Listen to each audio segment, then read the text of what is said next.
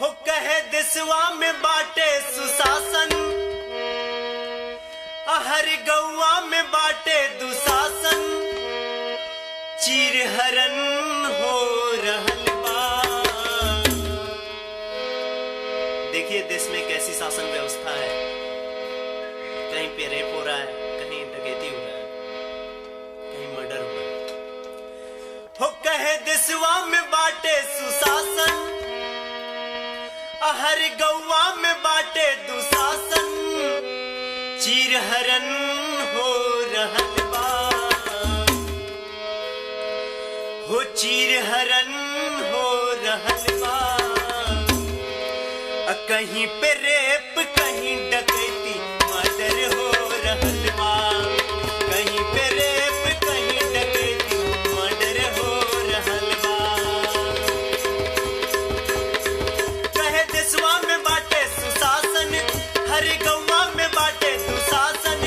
कहे देशवा में बाटे सुशासन, हर गौवा में बाटे दुशासन, चिरहरन हो रहल बा। कहीं पे रेप कहीं डकैती मर्डर हो रहल बा। कहीं पे रेप कहीं डकैती मर्डर हो रहल बा।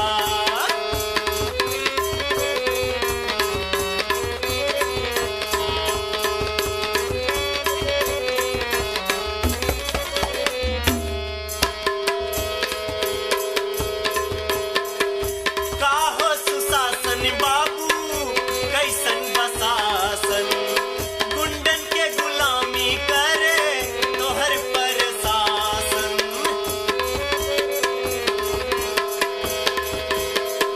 काहो सुशासन बाबू कैसन बसासन, गुंडन के गुलामी करे तोहर प्रशासन।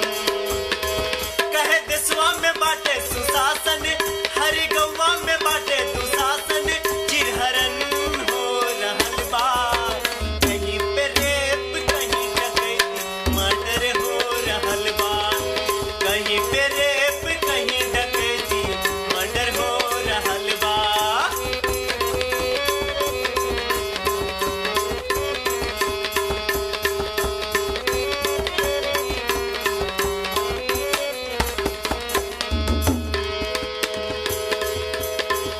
नइखे सुरक्षित ई हवा लइकी के इज्जत,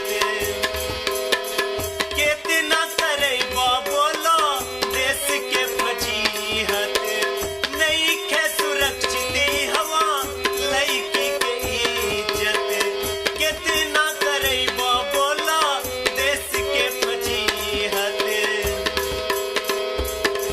कहे देशवा में बाटे सुशासन, हर गौवा में बाटे